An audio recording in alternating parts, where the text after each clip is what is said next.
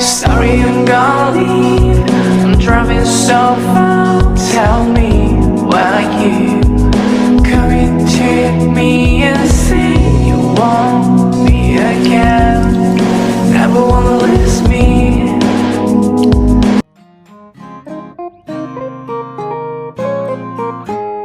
Hai, Assalamualaikum warahmatullahi wabarakatuh. Perkenalkan, saya Deva Dikatiwi. Nah, kali ini saya dan kelompok saya akan membahas mengenai sistem koordinasi. Nah, sebagai definisinya, sistem koordinasi adalah mekanisme yang digunakan oleh organisme hidup untuk mengatur dan mengkoordinasikan berbagai fungsi tubuhnya. Sistem koordinasi, atau yang disebut juga dengan sistem saraf, merupakan pemula kegiatan otot tubuh dan pengatur fungsi mental dan fisik. Sistem saraf bekerja berdasarkan impuls atau rangsangan elektrokimia. Nah, terdapat 3 fungsi sistem saraf. Yang pertama, ada fungsi kewaspadaan. Nah, fungsi kewaspadaan ini membantu mengetahui perubahan yang terjadi di sekitar untuk ditempatkan ke alat indera. Yang kedua, ada fungsi integrasi, merupakan penerimaan pesan atau input data untuk sensorik dari lingkungan, serta mengatur informasi dan respon yang akan diberikan. Nah, yang ketiga ada fungsi koordinasi. Fungsi koordinasi setelah terintegrasinya nantinya akan mengirimkan pesan atau perintah pada otot dan kelenjar yang akan menghasilkan gerak dan sekresi terorganisir. Baiklah, di kesempatan kali ini kami akan membahas mengenai neuron dan organ yang terikat dalam sistem koordinasi, yakni otak. Selanjutnya akan dibahas oleh teman saya. Neuron, atau mungkin yang lebih kita kenal dengan sel saraf, merupakan bagian dari sistem saraf yang berfungsi untuk mengirimkan informasi ke seluruh tubuh. Nah, setelah memiliki peran seperti ini, tentu neuron memiliki tanggung jawab untuk menerima dan mengirimkan sinyal ke seluruh bagian tubuh. Neuron mengirimkan pesan ini seperti sebuah aliran listrik. Oleh karena itu, neuron tersusun seperti blok bangunan yang akan menyalurkan sinyal ini dari satu neuron ke neuron lain dan ke seluruh bagian tubuh. Neuron terdiri dari 3 komponen penting, yaitu soma atau badan sel, dendrit, dan akson. Selain 3 komponen ini, neuron juga memiliki komponen lain seperti sulbung melin, sinapsis, dan juga nukleus. Nah, untuk fungsi-fungsi dan penyakitnya akan dijelaskan kembali oleh rekan saya. Jadi, struktur pertama neuron yaitu dendrit. Dendrit adalah struktur seperti cabang yang memainkan peran penting dalam menerima dan mengirimkan sinyal dalam neuron. Mereka memanjang dari badan sel dan berfungsi sebagai titik kontak awal untuk menerima pesan dan neuron lainnya. Dendrit membentuk jaringan cabang yang kompleks, sering disebut sebagai neuron dendritrik. Fungsi dari dendrit yaitu untuk mengirimkan sinyal listrik ke badan sel. Mereka tercakup dalam sinapsis, yang memungkinkan mereka menerima sinyal dalam bentuk neurotransmitter dan neuron lainnya. Oke, selanjutnya saya Gilang Sakti Akila akan menjelaskan soma, atau soma juga lebih dikenal sebagai tubuh sel. Nah, soma ini merupakan komponen utama sekaligus yang terpenting pada neuron. Soma ini juga mencakup berbagai struktur seluler penting dan bertanggung jawab atas keberlangsungan semua fungsi pada neuron.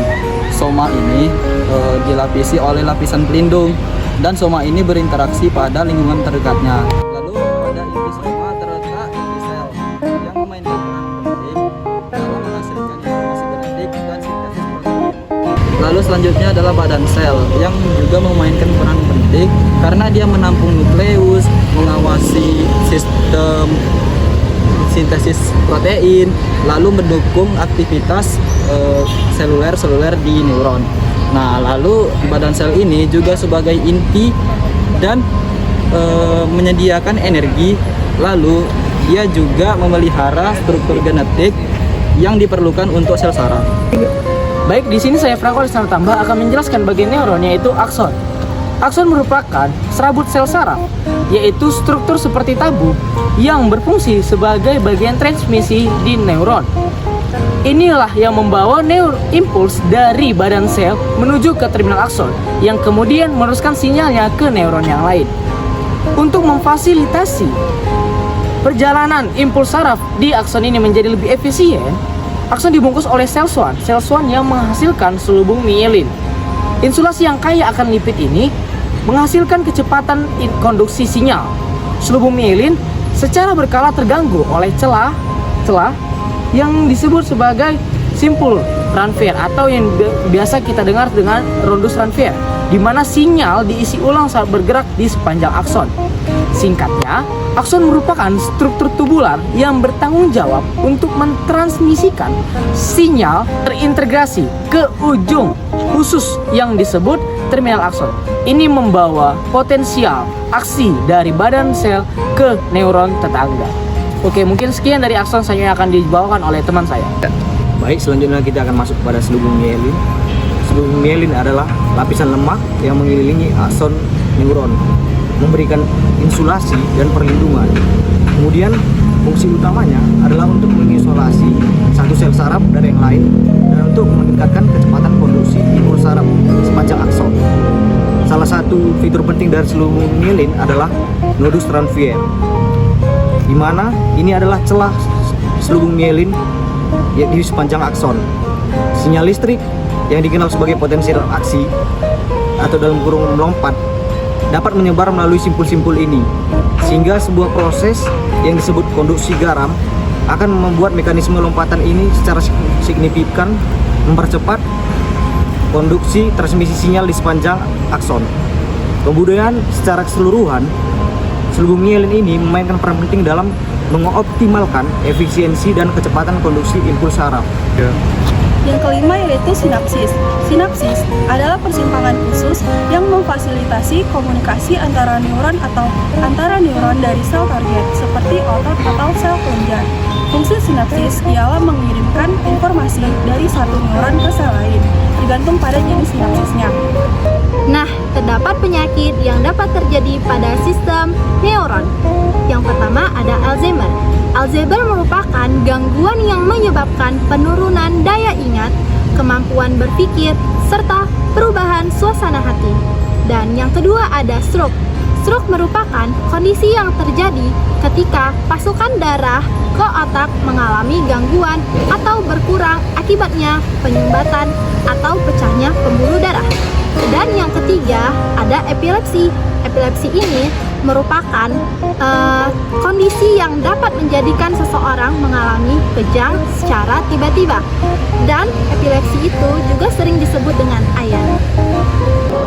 Baiklah, setelah mengetahui semua fungsi komponen-komponen neuron, dapat kita simpulkan bahwa cara kerja neuron adalah neuron menerima informasi melalui dendrit dan kemudian dendrit tersebut akan mengirim sinyal tersebut melalui badan sel yang akan kemudian dikirimkan lagi ke akson, dan di akson itu akan dipercepat lagi melalui selubung mielin. Nah, setelah melewati akson dan selubung mielin, maka sinyal tersebut akan disebarkan melalui sinapsis ke saraf-saraf lain yang kemudian akan disebarkan kembali ke organ-organ tertentu. Nah, fungsi neuron ini ada fungsi sensorik dan ada fungsi motorik. Sensorik ini adalah di mana rangsangan tersebut diteruskan ke pusat sistem saraf. Sedangkan motorik ini adalah ketika kita menerima suatu rangsangan, seperti gerak refleks, seperti ketika merasakan panas dan lain-lain sebagainya.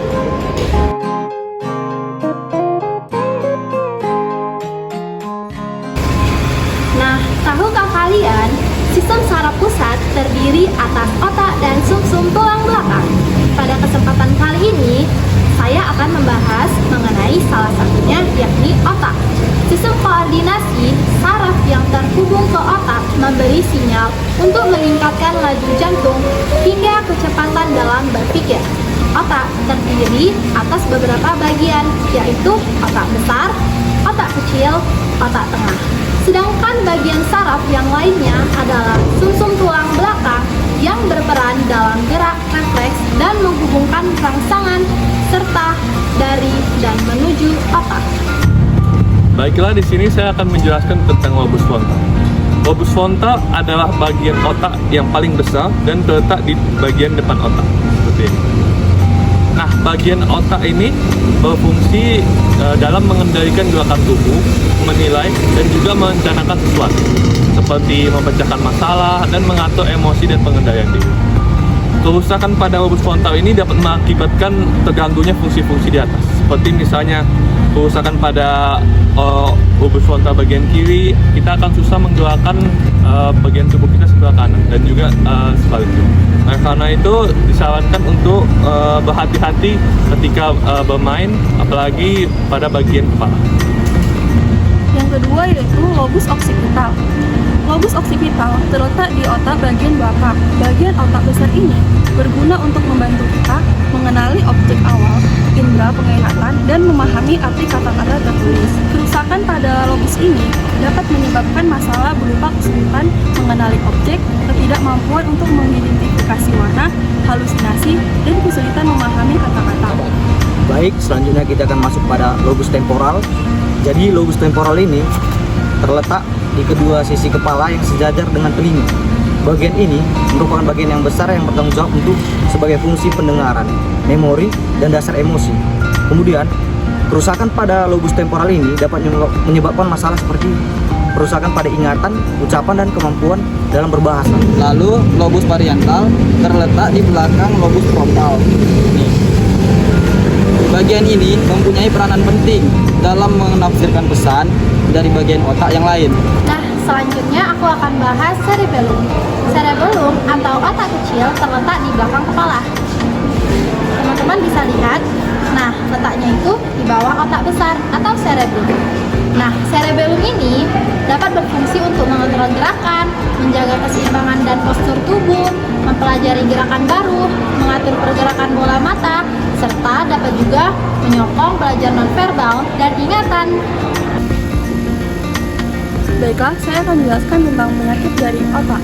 Yang pertama itu ada meningitis. Meningitis adalah peradangan yang terjadi pada meninges, yaitu lapisan pelindung yang mengelilingi otak dan saraf tulang belakang.